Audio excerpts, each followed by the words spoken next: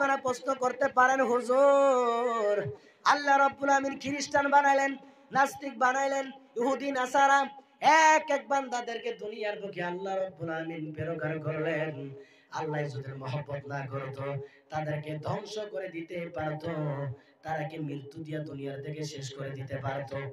আল্লাহ রাব্বুল আমিন দুনিয়ার বুকে ইহুদি নাসারা কে যদি দুনিয়ার বুকে জিন্দা রেখেছেন তার কারণ, তার প্রমাণ।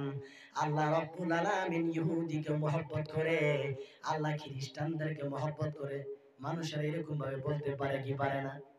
পারে কি না? আমার বাবারা, আল্লাহ রাব্বুল আমিন বলেন, হে দুনিয়ার বান্দা, এই যে তোমরা ইহুদি দেখতেছ, দুনিয়ার বুকে তোমরা নাসারা দেখতেছো, দুনিয়ার বুকে ইহুদি দেখো।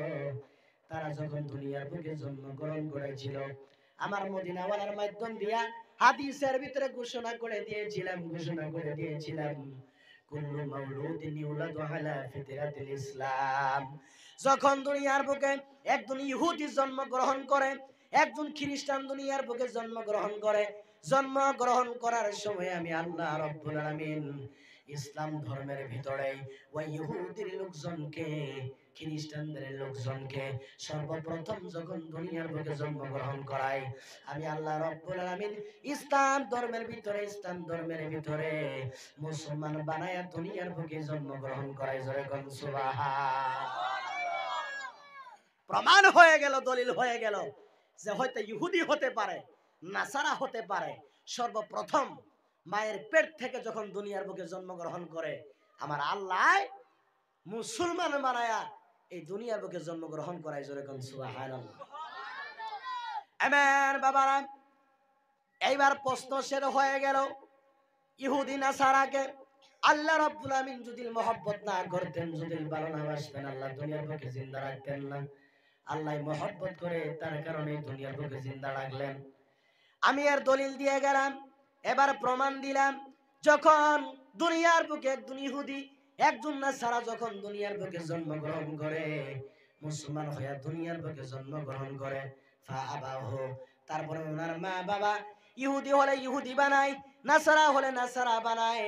আর যদি মুসলমানের ঘরে জন্মগ্রহণ করে, মুসলমান হয়ে দুনিয়ার বুকে উচ্চ শিক্ষিত উচ্চ হয়ে যায়। আমার বাবারা, আজকে আমরা কবরস্থানের আয়োজিত হিসেবে জান্নাতের বাগানে জমা হয়ে গেলাম। হ্যাঁ, দুনিয়ার মুসলমান ইমানদার আল্লাহর গোলামের দল, আমাদের মা বিদায় হয়ে গেল, বাবা বিদায় হয়ে গেল, আমাদের এক এক মানুষ খানদান থেকে বিদায় হয়ে গেল। একদিন কিন্তু আমাদেরকেও মৃত্যুবরণ করতে হবে, আমাদেরকেও মৃত্যুবরণ করতে হবে। দুনিয়ার বুকে এরকম কোন মানুষ নাই যে আমরা হিন্দুস্তান থেকে পাকিস্তানের ভিতরে চলে যাব, পাকিস্তান থেকে ইরাকের ময়দানে চলে যাব, ওই জায়গার ভিতরে আজরাইল আলাইহিস সালাম যাইতে পারবে না। এরকম ভাব যদি আমাদের মাঝে থাকে, আজরাইল আমাদের পাশ নিতে পারবে না। হিন্দুস্তান থেকে আমরা পাকিস্তান যাব, পাকিস্তান থেকে ইরাকের ময়দানে যাব।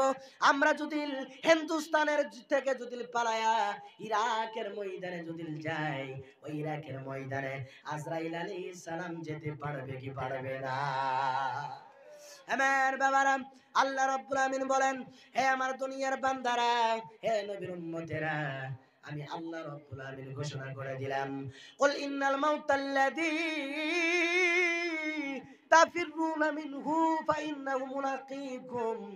আমার বাবারা, আল্লাহর নবী বলেন, এরকম মত এরকম ভয়ানক, মতের থেকে যদি তোমরা ভাগবার চেষ্টা করো, এই মরণের থেকে তোমরা যদি ভাগবার চেষ্টা করো, হিন্দুস্তানের থেকে যদি পাকিস্তান, লন্ডন, ইরাকের ময়দান পর্যন্ত যাও, আজরাইল আলাইহিস সালাম ফাইন্নাহু মুলাকীকুম, আজরাইল আলাইহিস সালামের সাথে তোমার দেখাই করতে হবে। জোরে কোন ঠিক কিনা?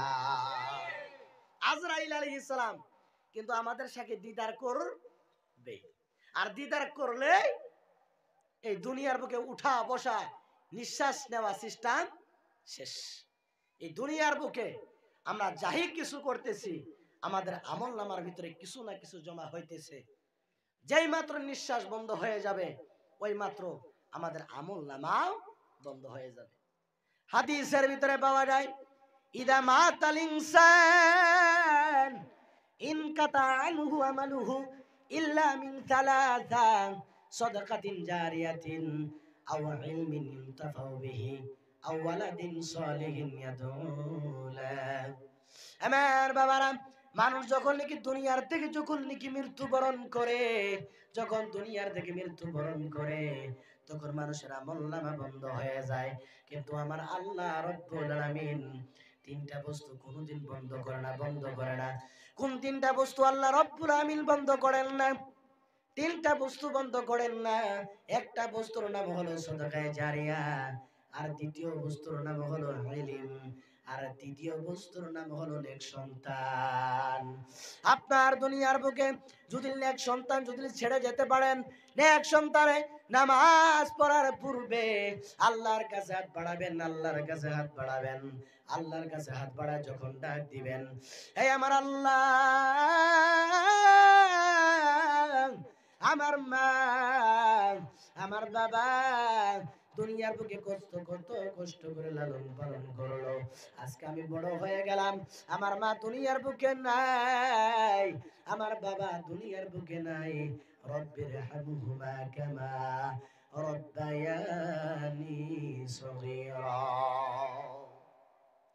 এরকম ভাবে সন্তান যখন নাকি আল্লাহর কাছে দোয়া করবে, হে আমার আল্লাহ, আমার মহব্বতের মা, আমার মহব্বতের বাবা আজকে দুনিয়ার বুকে নাই, আজকে আমি মা মা বলে ডাকতে পারি না, বাবা বলে ডাকতে পারি না। আমার মা আমার বাবা কত কষ্ট করে লালন পালন করে বড় করলো, আজকে দুনিয়ার বুকে মা নাই, দুনিয়ার বুকে বাবা নাই খবরে আমি দোয়া করতে আছি, রব্বির হামহুমা কামা রব্বায়ানি সগীরা। আমার মা আমার বাবা দুনিয়ার বুকে যেরকম ভাবে লালন পালন করেছে, যেরকম ভাবে লালন পালন করে আমাকে বড় করলো, কবরের মাঝে আমার মা বাবাকে ওরকম ভাবে তুমি আল্লাহ রব্বুল আলামিন আমার মা বাবাকে লালন পালন কইরো, জোরে কোন সুবহান। আমার মদিনাওয়ালা নবী ডাক দিয়ে বলেন, কোন বান্দায় যদি মা বাবার কারণে যদি আল্লাহর কাছে হাত বাড়া ডাক দিয়ে বলে, আল্লাহ আমার মা নাই বাবা নাই, আরে আমি মার জন্য কান্দে, আমি আমার বাবার জন্য কান্দে, যখন মা ছিল মায়ের বুঝ বুঝি নাই, যখন বাবা ছিল আমি বাবার বুঝ বুঝি নাই, আমার বাবা যখন লিখে আমাকে গালি দিয়েছিল, আমি চোখ বড় করে আমার মার সাথে কথা বলেছিলাম, আমার বাবার সাথে চোখ বড় করে কথা বলেছিলাম, আজকে আমার মা নাই বাবা নাই, আমার মনটা বড় কান্দে, আল্লাহ একবার যদি আমার মাকে পাইতাম, একবার যদি আমার বাবাকে পাইতাম, আমার মা বাবাকে অতি সম্মান করতাম, মহব্বত করতাম, আমরা কবরের পাশে ডাক দিয়ে যদি বলি, ও আমার মা, ও আমার বাবা, আরে দুনিয়ার বুকে যখন নাকি আমাদেরকে কোন গালি দিয়েছিলাম, আমি রাগ করেছিলাম, বেজার হয়ে গিয়েছিলাম, বাড়ির ভিতরে ভাত খাই নাই, আরে রাতের বেলায় অন্য ঘরে যায় ঘুমাইয়েছিলাম, নিজের বাড়িতে আসি নাই মা, ও বাবা আজকে মনটা বড় কান্দে, একবার কবর থেকে উঠো, আমাকে সারাদিন গালি দিবা, সারাদিন গালি দিবা, সারাদিন গালি দিবা, ও মা ও বাবা, আর একটা বার তোমাদের দিকে চোখ বড় করে কথা বলবো না, একবার মনটা বেজার করবো না, অন্য বাড়িতে আর থাকবো না, আমাকে গালি দিবা, তোমার কদমের পাশে বসে বসে তোমাদের গালি শুনবো, এরকম ভাবে যদি আমরা কান্নাকাটি করি, ওই মহব্বতের মা বাবা আর কি কবর থেকে দ্বিতীয়বার জিন্দা হবে? জিন্দা হবে? জিন্দা হবে না। আমার বাবারা, আমার মদিনাওয়ালা নবী, কামলেওয়ালা নবী, দু জাহানের বাদশা নবী রহমাতুল লিল আলামিন তাই বলেন, নেক সন্তানকে দুনিয়ার মধ্যে যদি ছেড়ে যেতে পারো, আর দ্বিতীয় বস্তু তৃতীয় বস্তু হয়ে গেল, তৃতীয় বস্তুর থেকে উপর দিকে যাইতেছি বাবা, এবার দুই নম্বর বস্তু হলো আও ইলমিন ইউনতাফাউ বিহি, দ্বিতীয় নম্বর বস্তুর নাম হলো ইলম। এখানে উনি হুজুরে কেরাম এখানে উপস্থিত রয়েছেন বাবা, ইনারা তালিমের মাধ্যমে একজন মাওলানা হয়ে গেল, একজন মুফতি হয়ে গেল, একজন মুহাদ্দিস হয়ে গেল, ইনার তালিমের মাধ্যমে একজন মাওলানা হয়ে গেল, গেল, একজন মুফতি হয়ে গেল। তারা জগৎবাসীর ভিতরে ওয়াজ নসিহত করবে, কোরআন তেলাওয়াত করবে, তারা নামাজ পড়বে, তারা ইলম শিখাবে, অন্য তালাবায়ে কেরামদেরকে, অন্য স্টুডেন্টদেরকে যখন নাকি তালিম দিবে। হুজুর যদি দুনিয়ার থেকে ইন্তিকাল হয়ে পরদা গ্রহণ করে, আমার মদিনাওয়ালা কামলিওয়ালা নবী বলেন, এই যে ইলমের নকশা, ইলমের সিলসিলা কিয়ামত পর্যন্ত এইভাবে জারি থাকবে।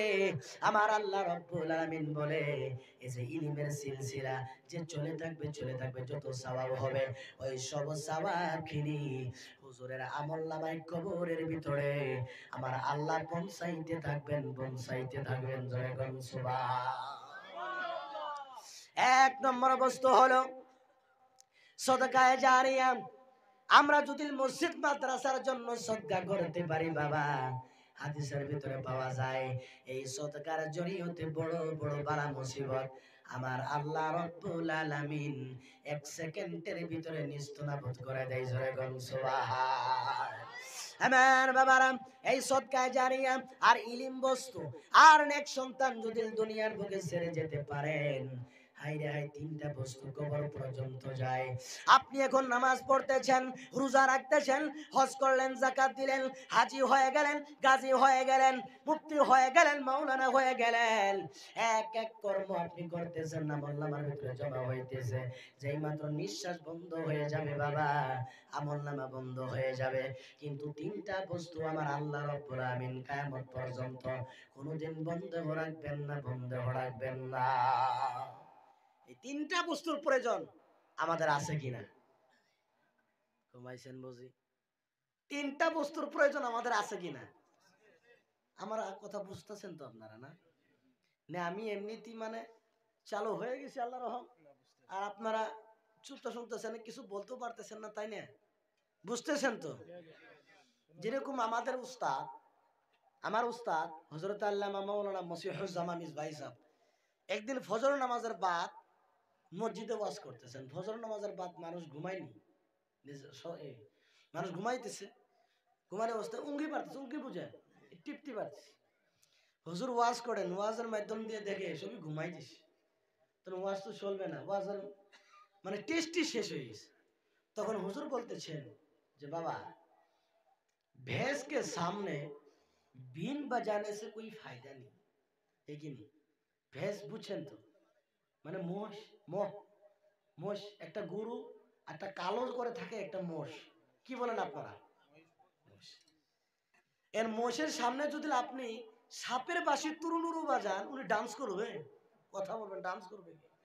আর সাপের সামনে বাজালে সাপের ডান্স করে কি হবে? বাইরে হয়ে আসবে। এখানে আমি যদি বলি, আপনারা যদি না বসেন, কোনো কাম হবে? ডান্স করবেন কি? তো বুঝার মাধ্যম।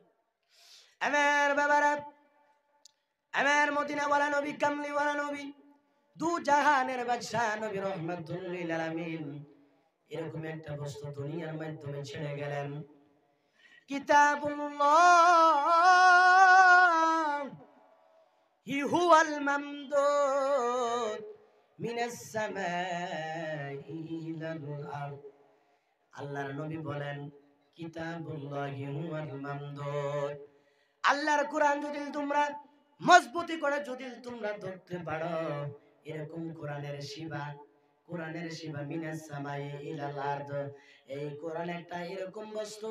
আমার মদিনাওয়ালা নবী কামলিওয়ালা ডাক দিয়ে বলেন, আসমান থেকে জমিন পর্যন্ত যেরকম গাছের শিবা এক শিবা আরেক শিবা এইভাবে ছড়ে যায়, আমার মদিনাওয়ালা নবী ডাক দিয়ে বলেন, হ্যাঁ দুনিয়ার বান্দারা, হ্যাঁ আমার উম্মতেরা, এই যে কোরআনের শিবা জমিন থেকে আসমান পর্যন্ত এরকম ভাবে জড়িত করা হয়ে আছে, এরকম ভাবে কানেকশন হয়ে আছে। এই কোরআনের যদি কানেকশন তোমরা যদি ধরতে পারো, এই কোরআনের রশি টানতে টানতে টানতে টানতে আমার আল্লাহর জান্নাতে তোমরা প্রবেশ করো। জোরে কোন সুবহান। আমার নবী আরো হাদিসের ভিতরে বলেন, তারাকতু ফিকুম আমরাইন তাদিল্লু বিহিমা কিতাবুল্লাহি ওয়া সুন্নাতু রাসূলিল্লাহ। আমি মদিনাওয়ালা কামলিওয়ালা তোমার মাধ্যমে 2টা বস্তু ছেড়ে দিয়ে গেলাম। একটা বস্তুর নাম